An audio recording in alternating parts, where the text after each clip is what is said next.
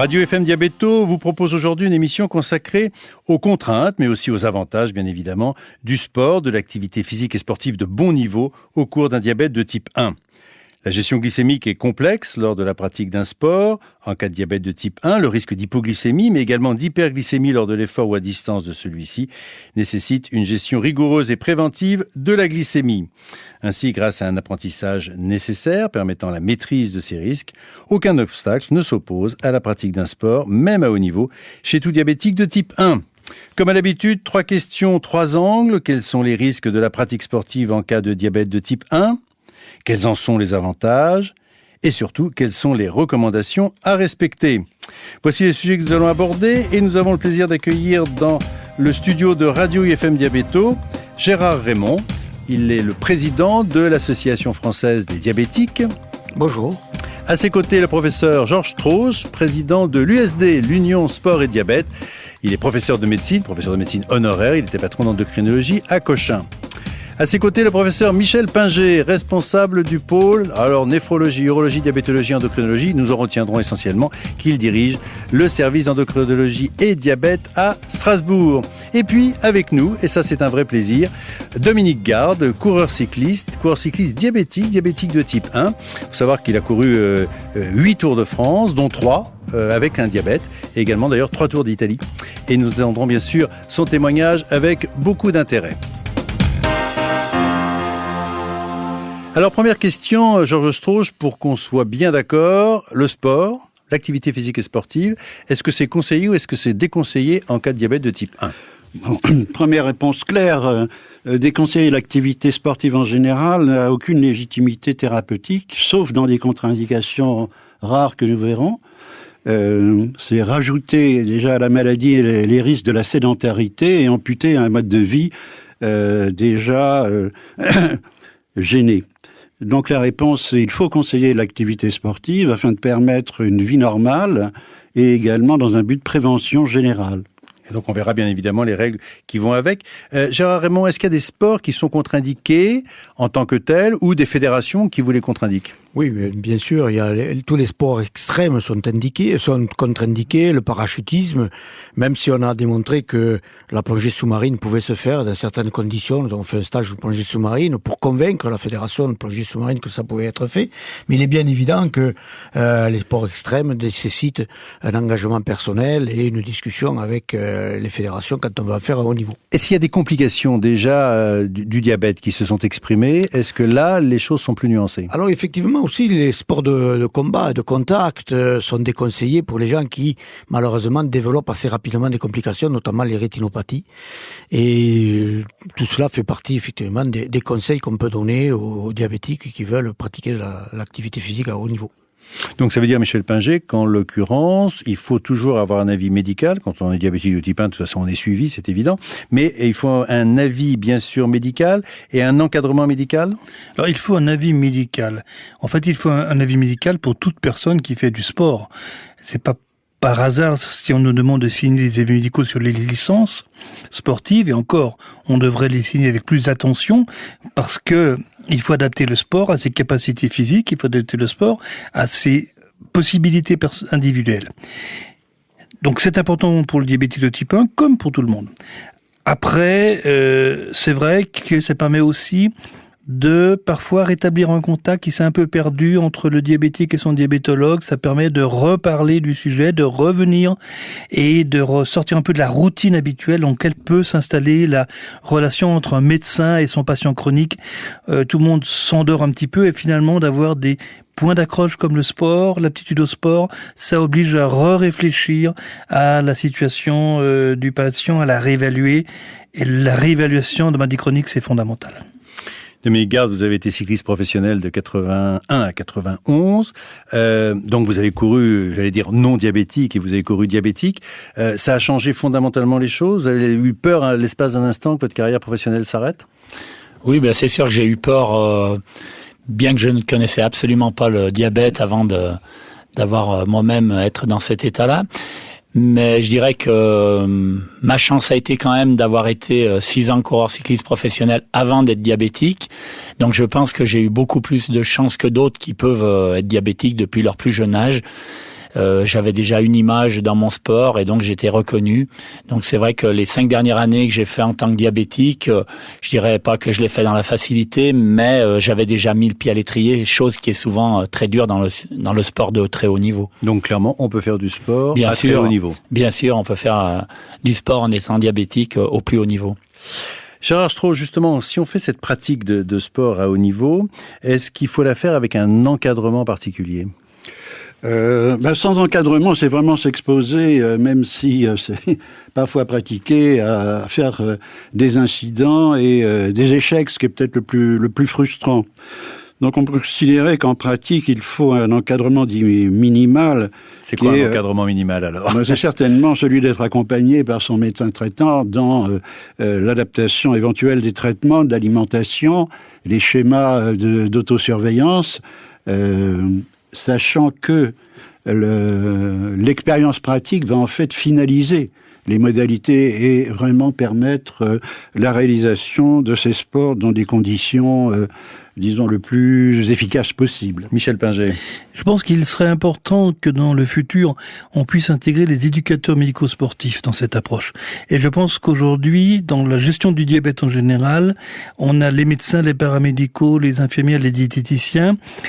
Indiscutablement, l'éducateur médico-sportif devrait être un professionnel de santé comme les autres parce qu'il apporterait énormément aux diabétiques dans la préparation et dans la gestion du sport. Charles. Oui, moi j'approuve tout à fait. Je voulais simplement dire qu'en effet, l'expérience de l'intérêt des éducateurs médico-sportifs, nous l'avons vécu puisque existe des stages dits sport diabète qu'elle collabore à notre association et l'AFD, et qui, en 4 jours et demi de présence sur le terrain, avec des multi-activités, encadrées à la fois médicalement par des éducateurs médico-sportifs, des diététiciennes et des éducateurs sportifs, apportent une expérience tout à fait considérable en 4 jours si l'on veut vraiment se consacrer au sport. Michel Pinger, on y revient. Est-ce qu'en fin de compte, la pratique sportive, et la pratique sportive à bon niveau, on l'entend bien, par rapport à ce diabète de type 1, c'est plutôt un facteur d'équilibre ou de déséquilibre ? Je vous dirais les deux. C'est un facteur de déséquilibre en soi, puisque changer brutalement les flux de glucose, donc faire consommer plus de glucose, changer les flux hormonaux, faire décharger des hormones de stress, c'est forcément déstabilisant pour la glycémie, ça c'est clair. Après, ça peut être un facteur d'équilibre, parce que ça peut apprendre justement à bien gérer correctement son traitement insulinique, à l'adapter à l'effort. Il y a des colonies de vacances qui sont spécialement faites pour ça. On en a fait avec Gérard, notamment à Quiberon. J'en ai des souvenirs très émus. Donc, c'est une source d'équilibre. Et c'est une source d'apprentissage de l'équilibre en général. Puis enfin, c'est une source d'équilibre dans la vie de l'homme, de l'adolescent, de l'homme, parce que sans sport, on l'a très bien vu, il n'y a pas d'équilibre d'une vie, ce que d'ailleurs on peut reprocher un petit peu à notre formation actuelle des jeunes. Oui, il n'y a pas d'épanouissement s'il n'y a pas de sport. Et donc, mais pour revenir à cette question, une expérience personnelle, c'est que j'ai pratiqué en son temps l'activité physique et la course à pied. Eh bien, mon hémoglobine glyquée dans les meilleures était 7,2, 7,4. Et aujourd'hui que je pratique beaucoup plus la table ronde et les conférences de consensus, je suis descendu à 6,8. Il est bien évident que l'équilibre et l'activité physique, le sport de haut niveau nécessitent parfois des hyperglycémies, on en discutera tout à l'heure, qui font quand même qu'il y a un petit déséquilibre. Alors justement, on va passer maintenant au conseil extrêmement pratique. Georges Strauss, quels sont les risques spécifiques du diabète au cours de l'exercice ?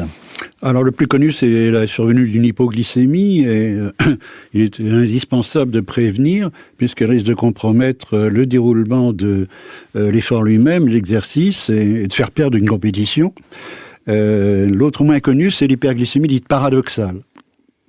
Et on peut peut-être relier cette dernière justement à au fait de réaliser des efforts particulièrement intenses, brefs, contrairement à une activité physique régulière. Alors si vous êtes pratique, Gérard Raymond, il faut partir avec une glycémie à combien pour être bien ? Mais si on doit faire un effort intense d'une heure ou de plusieurs heures, il vaut mieux quand même partir avec une glycémie relativement élevée, au-dessus d'1,50 g, entre 1,50 g et 2 grammes. voire tout dépend le seuil qu'a chaque personne, mais on peut aussi débuter à 2 grammes, 2 grammes 20. C'est pas très grave. Alors justement, Michel Pinger, si on est très élevé, on est à 3 grammes ou 3 grammes 50, est-ce qu'il faut faire quelque chose ou est-ce qu'on va considérer que l'activité physique, ça va arranger les choses? Non, à 3 grammes, on est dans des glycémies extrêmes et là, il faut faire quelque chose. Et la première chose à faire, c'est de regarder s'il y a de l'acétone. Aujourd'hui, on a des appareils qui permettent à partir d'une goutte de sang capillaire de mesurer le taux d'acétone avec précision. Et si on a une hyperglycémie importante avec de l'acétone, il ne faut pas s'engager dans un effort physique. Il y a un réel danger, comme cela vient d'être dit, de monter encore sa glycémie, de monter encore l'acétone et d'avoir vraiment un pépin. Donc, il faut démarrer sur des glycémies de sécurité. Pour ne pas faire d'hypoglycémie, il ne faut pas non plus démarrer sur des conditions extrêmes et en plus, la performance sera vraiment très mauvaise. Donc, c'est à peu près inutile, voire dangereux. Dominique Gard, quand vous démarriez une étape du Tour, par exemple, vous aviez un contrôle et vous caliez vers combien? Vous trouviez que vous étiez bien à combien? Je dirais que j'étais tout le temps relativement bien, plutôt entre 1,20 g, 1,50 g.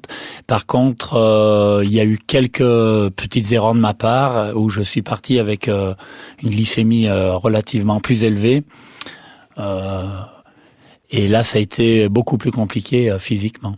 Vous étiez moins bien? Ah là, très mal. Et puis l'étape se passait pas très bien parce que la journée était longue. Alors justement, pour prévenir ce risque d'hypoglycémie, Georges Strauss, est-ce qu'il y a des petites règles qu'on peut donner? Oui, on va tenir compte peut-être de la durée et de l'intensité de l'effort.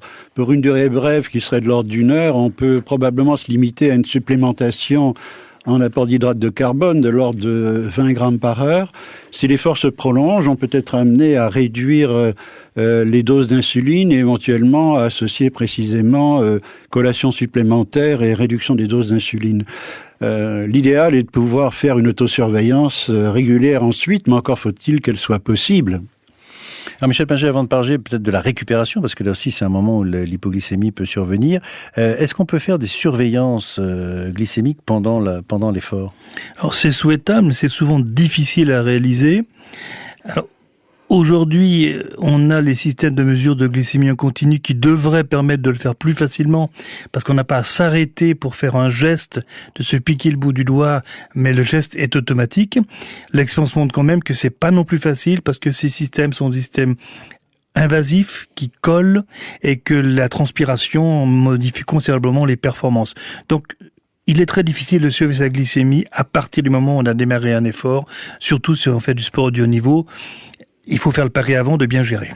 Nos deux sportifs, alors Dominique Gard, est-ce que ça vous est arrivé de faire ça? Non, honnêtement, dans les grandes épreuves, même les plus petites, je n'ai jamais contrôlé ma glycémie. J'avais mes connaissances personnelles pour savoir où j'en étais, et puis je le gérais de cette manière-là. Aux sensations. Gérard Raymond, vous qui êtes marathonien, c'est pareil? Tout à fait. On arrive à se connaître parfaitement et à sentir quand on est au maximum de la rentabilité de notre effort, soit en état hypo, soit en état hyper, on le sent extrêmement vite. Et là, on connaît les mesures qu'il faut prendre pour pouvoir se remettre au maximum de notre capacité.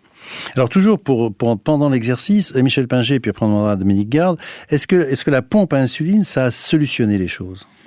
Alors la pompe à insuline, pour moi, c'est le seul traitement qu'on peut vraiment proposer en termes d'efficacité à un sportif, puisqu'on peut réguler à tout instant le débit d'insuline de base et donc adapter aussi bien à une augmentation des besoins qu'à une diminution des besoins, voire un arrêt de la perfusion. Quand on injecte de l'insuline, l'injection elle est faite, elle est partie pour quelques heures. Quand on a une pompe, on peut en quelques minutes corriger les choses. Après, il y a un problème, comme pour la mesure du glucose, de faisabilité. Il est évident qu'une pompe, chez quelqu'un qui fait du sport de très haut niveau, qui transpire beaucoup, ça pose vraiment un problème. Mais il y a des solutions et on voit qu'actuellement, il y a une équipe de course cycliste qui arrive à porter une pompe en la scratchant 2-3 fois. Donc voilà, c'est sûrement le meilleur moyen, c'est le plus adapté aux variations physiologiques qui se passent durant l'effort.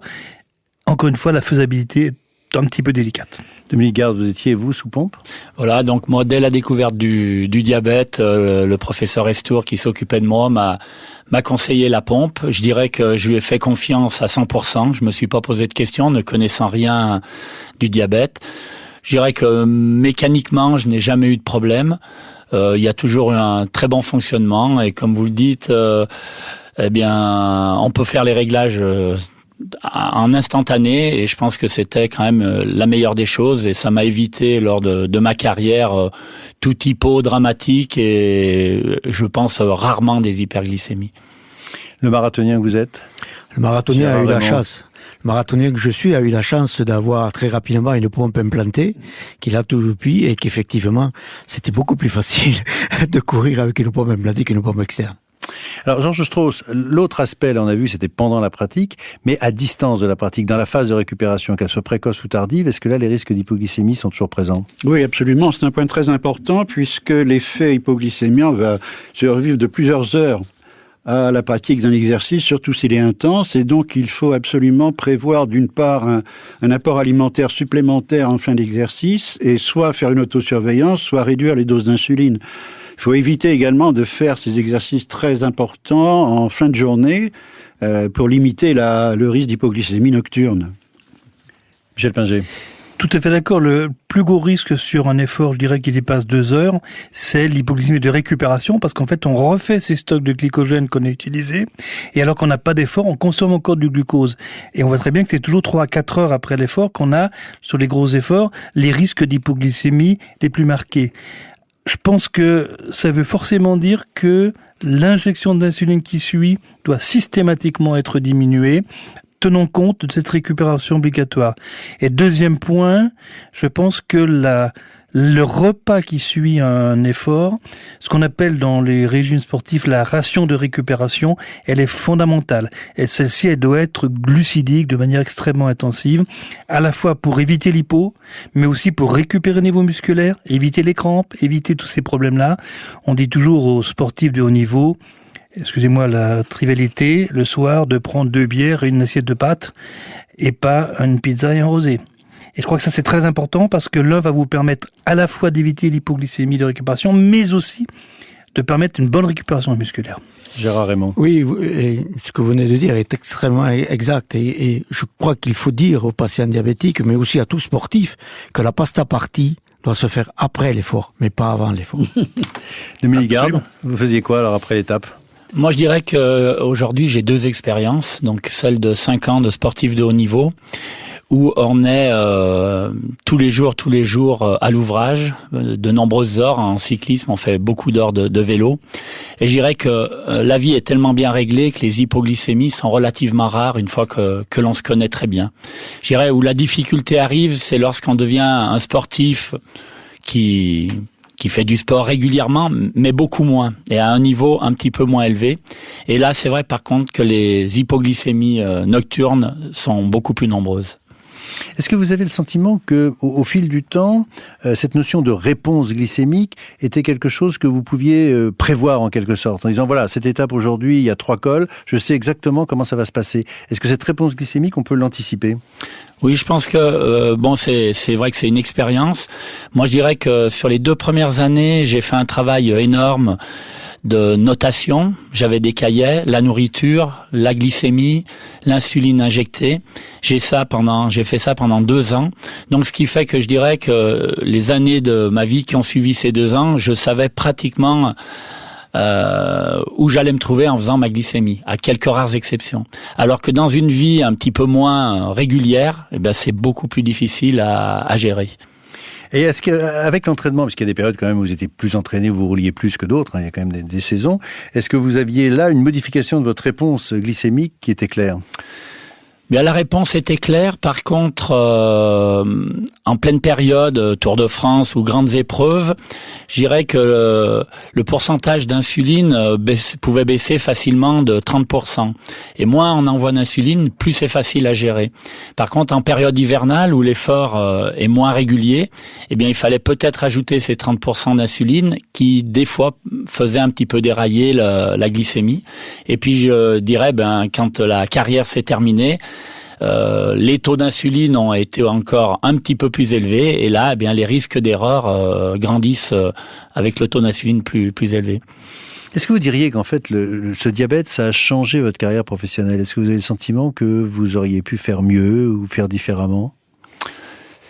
C'est très difficile à comptabiliser.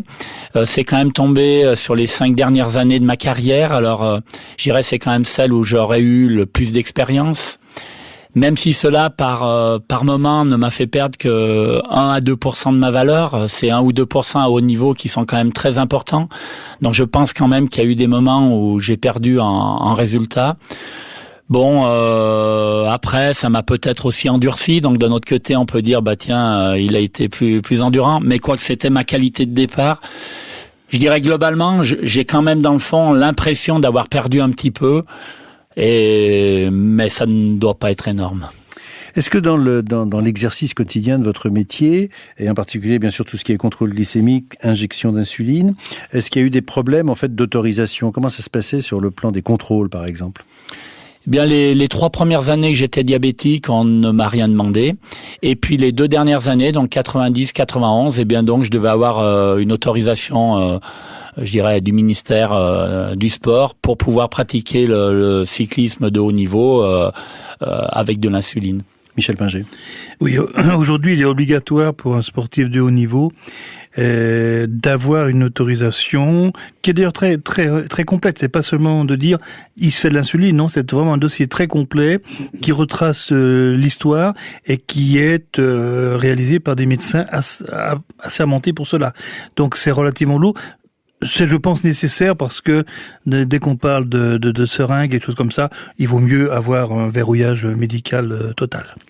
Parlons peut-être un petit peu de physiopathologie quand même, parce qu'il y a des questions qui se posent. On reste avec vous, Michel Pinger, sur cette notion de diminution des doses d'insuline. Est-ce qu'en fin de compte, au niveau de l'utilisation musculaire du glucose durant l'effort, ça ne modifie pas les choses? Non, ça ne les modifie pas. L'insuline, elle est là normalement pour faire rentrer le glucose dans toutes les cellules sauf les cellules cérébrales qui peuvent s'en passer. Mais les cellules musculaires ont cette caractéristique de pouvoir capter le glucose et de le métaboliser sans insuline à compter du moment où le muscle travaille. On appelle ça l'effet insuline-like du muscle. Et en fait, faire travailler un muscle permet de faire à peu près le même effet que l'insuline qu'on n'a pas faite. Il y a des beaux exemples, notamment dans le diabète gestationnel chez les Indiennes Pima, où on voit que faire travailler un muscle chez une femme enceinte, ça évite de mettre de l'insuline pour traiter son diabète. Donc il y a un vrai rôle de régulation du muscle sur le métabolisme du glucose, avec insuline quand on est sédentaire et sans insuline quand on est en activité physique. Alors justement, Georges Strauss, est-ce qu'on peut dire que la réponse glycémique est la même en cas d'effort bref et intense ou au contraire dans un exercice prolongé comme l'endurance classique? Alors l'exercice très intense va favoriser l'apparition d'hyperglycémie qui peuvent être très importantes et dépasser 4 grammes, selon j'ai l'expérience personnelle après compétition de tennis. Il s'agit d'un effet glycogénolytique essentiellement, qui, paradoxalement, coexiste avec l'hypersensibilité à l'insuline telle qu'elle vient d'être exprimée. Donc, la gestion de ces hyperglycémies doit être très prudente. Il faut vraiment qu'elle soit importante pour qu'on intervienne au plan de l'administration d'insuline. Et dans ces cas-là, il faut diminuer les doses d'au moins 50%. Et assurer une surveillance pour s'assurer qu'il ne survient pas une hypoglycémie dans les heures qui suivent. Alors maintenant, la réponse glycémique en cas d'exercice d'endurance, du foncier pur? Alors, les exercices d'endurance permettent une adaptation métabolique beaucoup plus progressive et exposent beaucoup plus à la survenue d'hypoglycémie. Donc j'imagine, Michel Pinger, que là, la stratégie, bien évidemment, de gestion de cette glycémie est différente. C'est toute la complexité de l'exercice physique et du sport chez le diabétique. Il y a toujours 2 composantes qui se rencontrent. Il y a la composante stress physique. Je veux me dépasser, je veux battre mon adversaire, je décharge des catécholamines, je monte ma glycémie par glycogénolyse. Et il y a la composante endurance qui est je fais un effort de durée, je le fais dans la détente et même dans le bonheur puisque c'est relativement euphorisant et donc je baisse ma glycémie. Donc, rares sont les sports qui sont purs. Rares sont les sports qui sont purs. Si, il y en a qui sont quand même plus purs que d'autres. Encore que, on a tendance à dire le cyclisme, comme faisait Dominique Gard, c'est un sport plutôt d'endurance. Mais un sprint à 60 km/h, à Nuit de la Paix, à Strasbourg, comme on a vu ensemble, c'est très stressant. Donc le stress, il est là aussi. La montée d'un col, c'est très stressant. Donc en fait, c'est toujours mélangé, bien entendu. Soit peut-être le tennis, par exemple, qui est plus du stress que de l'endurance. Sauf, voilà, mais c'est toujours mélangé et ça complique les choses. Mais en général, pour le diabétique qui se traite à l'insuline, Donc il n'a pas un apport automatique d'insuline. Sa sauvegarde vient de sa connaissance qu'il a de lui-même. À partir du moment où il se connaît, où il sait comment il fonctionne, eh bien à ce moment-là, il sait se gérer. Et le sport est un fantastique outil pour apprendre à se connaître, être dans cette bi-apparence entre la consommation de glucose et l'hyperglycémie. C'est vraiment la connaissance de soi qui est importante, et ça, le sport le permet. Georges Strauss, si on revient maintenant sur les capacités physiques globales avec les composantes classiques respiratoires, cardiaques, musculaires, donc tout ce qui fait la VO2, est-ce qu'au cours du diabète de type 1, en l'absence de complications, est-ce qu'on a une diminution? Est-ce qu'en fait le fait d'être diabétique, d'avoir une hyperglycémie modifie les choses? Il n'y a pas d'évidence du tout, notamment dans la littérature, et ce qui a été publié encore récemment dans une revue de 2001 en Grande-Bretagne. Et puis je pense que ce qui a été dit montre assez le fait que dans la compétition, en fait, un ensemble de facteurs interviennent. Je crois que des grands champions comme Dominique Garde, plusieurs champions olympiques, montrent parfaitement la capacité à atteindre des hauts niveaux. Pour l'anecdote, je dirais que nous avons nous-mêmes mené une étude chez des diabétiques insulinotraités actifs de plus de 50 ans, qui s'avèrent avoir une capacité physique nettement supérieure, parce qu'ils sont actifs et sportifs, à une population de témoins de même âge. Michel Pinger? Alors, moi je vais être encore plus optimiste. On a actuellement des études sur les facteurs de mortalité chez le diabétique et la prévention de la mortalité chez le diabétique. Et si on compare trois approches, l'approche du régime, entre guillemets, ça réduit la gravité du diabète, ça permet un meilleur équilibre, ça ne réduit pas, ça n'augmente pas l'espérance de vie. Si on regarde le régime sans sel qu'on conseille souvent, ça n'augmente pas l'espérance de vie. La seule chose qui augmente l'espérance de vie d'un diabétique, c'est le sport, c'est l'activité physique. Et être capable d'avoir une activité physique et une performance qu'on exprime en mètres, donc de temps de mètres, est un critère de longévité. Et même plus, pour un petit clin d'œil, on avait démontré avec l'AFD dans une enquête faite auprès des diabétiques français que le sport est la meilleure manière d'éviter la dysfonction érectile et de conserver une vraie activité sexuelle. Donc c'est quand même un fantastique encouragement. Tout le monde approuve, bien évidemment. Dominique Garde, et pour en terminer, vous continuez à rouler ? Oui, je continue à faire du vélo à 52 ans. J'essaye de suivre les jeunes. Je pense que justement pour le diabète et puis pour ma vie en général, c'est un très bon équilibre. Et cet équilibre que je souhaite à tous les diabétiques. Messieurs, merci. Cette émission est terminée. En allant sur le site de Radio FM Diabéto, vous aurez le thème des émissions que nous allons vous proposer très régulièrement. À l'occasion, vous pouvez valider l'écoute de cette émission dans l'espace prévu pour la certification On ne sait jamais. Une émission réalisée par Benoît Martin, produite par Cathy Masson et préparée par le docteur Jean-Paul Mar et le docteur Louis Potier. Merci à Sanofi de poursuivre son partenariat qui permet à cette radio destinée aux diabétologues d'exister en toute indépendance. C'est important de le souligner. Encore merci à nos invités et on se retrouve très bientôt sur Radio FM Diabéto.